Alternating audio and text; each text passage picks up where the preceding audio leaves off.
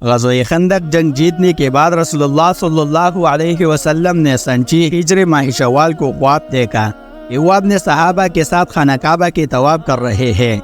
رسول اللہ صلی اللہ علیہ وسلم اور سارے صحابہ کا یہی دلی آرزو بھی تھی، جس پر آپ صلی اللہ علیہ وسلم نے عمرہ یعنی زیارت کعبہ کا عزم فرمایا۔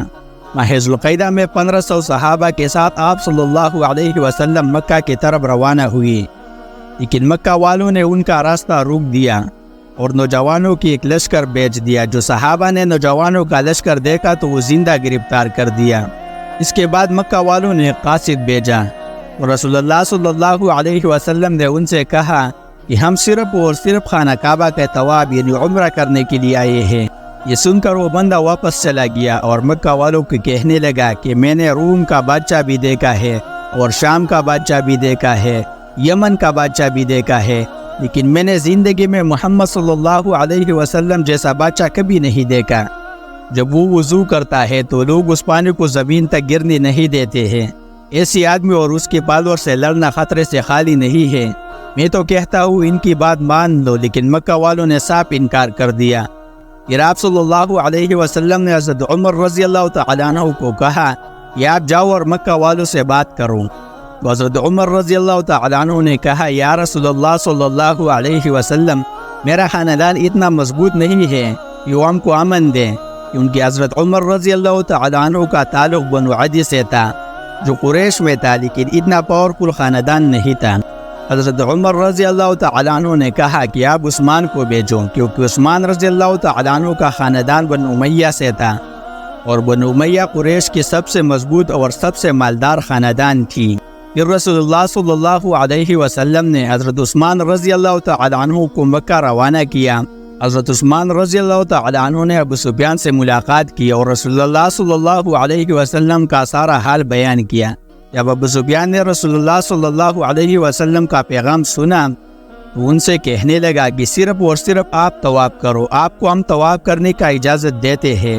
حضرت عثمان رضی اللہ تعالیٰ عنہ نے کہا کہ میں رسول اللہ صلی اللہ علیہ وسلم کے بغیر تنہا طواف نہیں کر سکتا، جس پر قریش برہم ہوئی اور حضرت عثمان رضی اللہ تعالیٰ عنہ کو مکہ میں روک لیا، جس کی وجہ سے ایک افواہ پھیل گئی کہ مکہ والوں نے حضرت عثمان رضی اللہ تعالیٰ عنہ کو شہید کر دیا۔ اس افواہ کی وجہ سے سارے صحابہ ایک درخت کے نیچے اکٹھے ہونے لگے جس کا نام رضوان تھا، اور رسول اللہ صلی اللہ علیہ وسلم کے ہاتھ پر بیعت کی کہ ہم سب آخری دم تک لڑیں گے اور عثمان رضی اللہ تعالیٰ عنہ کا بدلہ ضرور لیں گے۔ حضرت عثمان رضی اللہ تعالیٰ عنہ کی شہادت کا صرف افواہ تھی، وہ بالکل ٹھیک ٹھاک واپس آ گئے، لیکن اس بیعت کی وجہ سے مکہ والوں کو ایک اسٹرانگ سگنل گیا کہ اب مسلمان پیچھے ہٹنے والے نہیں ہیں، جس سے مکہ والے معاہدہ کے لیے تیار ہوئے اور مسلمانوں کے ساتھ ایک معاہدہ ہوا جس میں مکہ والوں نے کچھ شرائط رکھی تھی۔ سب سے پہلی شرط یہ تھی کہ مسلمان اس سال عمرہ نہیں بلکہ اگلے سال عمرہ کے لیے آئیں گے۔ شرط نمبر 2 یہ تھی کہ 10 سال مکہ اور مدینہ والوں کی کوئی لڑائی نہیں ہوگی۔ شرط نمبر 3 یہ تھی کہ مدینہ سے کوئی شخص اسلام چھوڑ کر مکہ آئے تو اسے کچھ نہیں کہا جائے گا، لیکن اگر کوئی شخص اسلام قبول کرے اور مکہ سے مدینہ آ جائے تو اسے واپس کرنا ہوگا۔ کسی بھی صحابی کو یہ شرط پسند نہیں آئی، کیونکہ اس سے صاف پتہ چلتا تھا کہ مکہ والے بدماشی کرتے ہیں، لیکن رسول اللہ صلی اللہ علیہ وسلم نے سارے صحابہ کی رائے نہیں مانی اور مکہ والوں کی یہ شرط بھی مان لیا، اور اسی طرح مشرکین مکہ اور مسلمانوں کے آپس میں معاہدہ ہوا اور معاہدے پر دونوں جانب مہر لگی۔ مکہ سے وہ شخص جو شرائط لے کر آیا تھا اسی وقت اس کا اپنا بیٹا مسلمان ہوا اور وہاں پہنچ گیا، لیکن رسول اللہ صلی اللہ علیہ وسلم نے ان کو واپس کر دیا۔ وہ صحابی ابو جندل روتا رہا، چیختا رہا، لیکن پھر بھی رسول اللہ صلی اللہ علیہ وسلم نے معاہدے کے تحت اس کو واپس کر دیا۔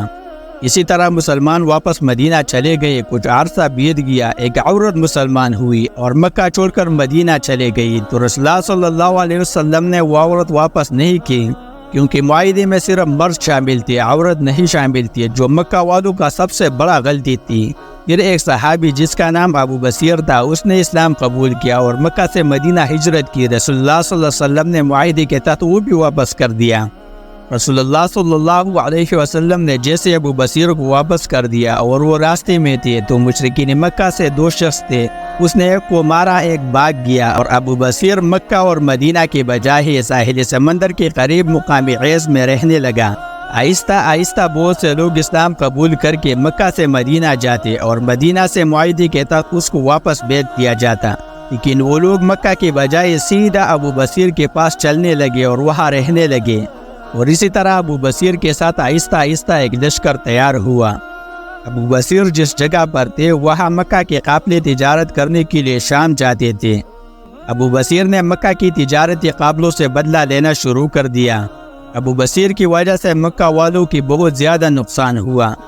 آخرکار مکہ والے تنگ آ کر معاہدے کی آخری شرط خود ہی ختم کر دی اور کہا کہ آج سے کوئی شخص مدینہ آ جائے تو وہ احترام سے رکھنا، واپس نہیں بھیجنا، کیونکہ وہ ابو بصیر کے پاس جاتا ہے اور ہمارے قافلے لوٹتے ہیں۔ اور آہستہ آہستہ مکہ والوں کی اپنی ہی شرائط ان کو مہنگا پڑ گئی۔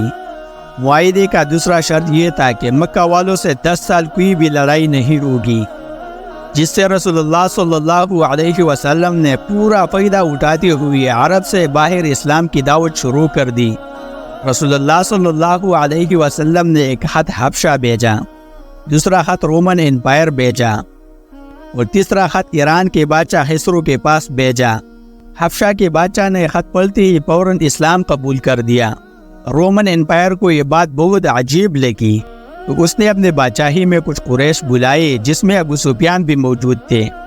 ابو سفیان نے رسول اللہ صلی اللہ علیہ وسلم کے بارے میں رومن امپائر کو سب کچھ بتا دیا۔ رومن امپائر نے رسول اللہ صلی اللہ علیہ وسلم کے بارے میں یہ بات ابو سفیان سے سنی تو کہنے لگا کہ مجھے پتا تھا کہ جلد ایک پیغمبر آنے والا ہے، لیکن وہ عرب میں سے ہوگا یہ میں نے کبھی نہیں سنا۔ ابو سفیان یہ حالت دیکھ کر باہر اپنے ساتھیوں سے کہنے لگا کہ اب تو رومن امپائر بھی محمد صلی اللہ علیہ وسلم سے گھبرانے لگا۔ ایران کا بادشاہ پارسی تھے جو آگ کا عبادت کرتے تھے۔ خط پڑھ کر فوراً پال کر پھینک دیا اور کہنے لگا کہ تم ریگستان سے آ کر ہمیں سکھاؤں گی کہ زندگی کیسے گزارنی ہے۔ اور اس نے 2 لوگوں کو رسول اللہ صلی اللہ علیہ وسلم کو مارنے کے لیے بھیجا۔ پھر کچھ ہی دنوں بعد ان کے اپنے بیٹے نے اسے جان سے مار دیا۔ جیسے وہ 2 لوگ مدینہ پہنچے تو صحابہ نے ان کو زندہ گرفتار کیا رسول اللہ صلی اللہ علیہ وسلم کی خدمت میں حاضر کیا۔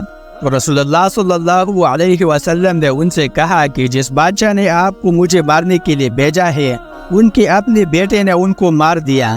وہ یہ سن کر حیران ہو گئے اور واپس چلے گئے۔ صلح حدیبیہ کے بعد اسلام کا نام آہستہ آہستہ پوری دنیا میں پھیلنے لگا۔